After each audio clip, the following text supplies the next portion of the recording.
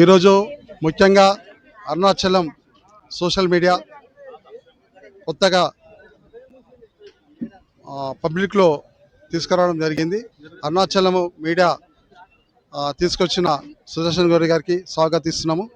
అదే మాదిరిగా ఇప్పటికీ మీరు ఈ యొక్క ఏ కార్యక్రమాలు చేపట్టినా ఏ కార్యక్రమాలు సోషల్ మీడియా ద్వారా పబ్లిక్ తెలిసిపోతుంది కాబట్టి అరుణాచలం సోషల్ మీడియాను మీరు ఆదరించాలని చెప్పి కోరుతున్నాను. ఈరోజు గంజి మైదానికి సోషల్ మీడియా అరుణాచలం రావడం జరిగింది. తన సోషల్ మీడియా షూట్ ద్వారా పబ్లిక్ ఎటువంటి సారాంశాలు కానీ అభివృద్ధి పనులు కానీ ముందుంటుందని చెప్పి వారికి తెలియజేస్తున్నాను. వాళ్ళు సోషల్ మీడియా ఎన్నుకున్నందుకు సుదర్శన్ గౌడ్కి కృతజ్ఞతలు తెలియజేస్తున్నాను. ఈరోజు గంజి మైదానంలో 1 నుంచి 38 వార్డులు సభ ఏర్పడడం జరిగింది. మన ప్రియతమ నేత జగ్గారెడ్డి గారి ఆధ్వర్యంలో డిసిసి అధ్యక్షురాలు నిర్మలా జయప్రకాష్ రెడ్డి ఆధ్వర్యంలో ఇక్కడ నేను సంగారెడ్డి పట్టణానికి సంగారెడ్డి మండల్ కానీ మా కంది మండల్ కానీ టౌన్ కానీ ఇక్కడ ఉన్న నివసించే సంగారెడ్డి పట్టణ ప్రజలందరికీ కూడా ఈరోజు అరుణాచలం మీడియా ద్వారా మీ అందరికీ నమస్కరిస్తున్నాను. 1 నుంచి 38 వార్డులు ఈరోజు సభకు దాదాపుగా 12,000 మంది కార్యకర్తలు ఇక్కడ వచ్చినారు. అందరికీ కూడా దిశానిర్దేశము జగ్గారెడ్డి గారు చెప్పడం జరిగింది. మీరు కూడా మీడియా ద్వారా ప్రజలందరూ కూడా చూస్తున్నారు. ఇప్పుడు 35వ వార్డు నరసమ్మ ప్రసాద్ గారిని అక్కడున్న వార్డులో ప్రజలందరూ కూడా గెలిపాలి. కాంగ్రెస్ పార్టీ బలపరిచిన అభ్యర్థి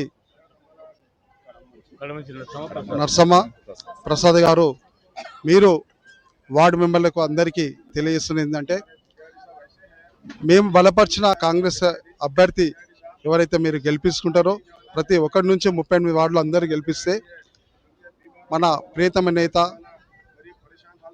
తెలంగాణ ముఖ్యమంత్రి రేవంత్ రెడ్డి గారి ద్వారా మన జగన్ గారు పోయి ప్రతి వార్డుకు 8 కోట్ల చొప్పున ఇస్తానని చెప్పి హామీ ఇవ్వడం జరిగింది.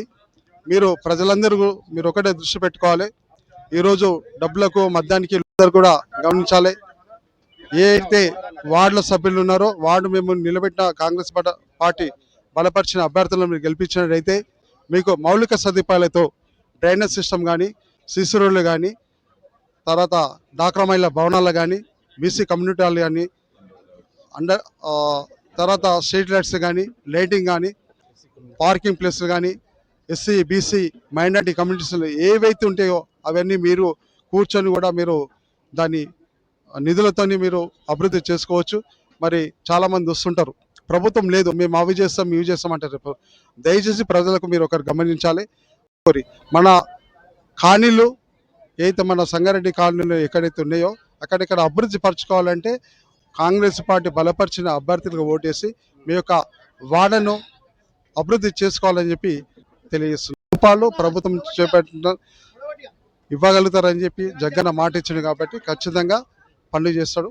మీరు అందరూ కాంగ్రెస్ పార్టీ అభ్యర్థులను గెలిపించుకోవాలని చేతికి ఓటేసి గెలిపించగలని అందరికీ నమస్కరించి తెలియజేస్తున్నాను.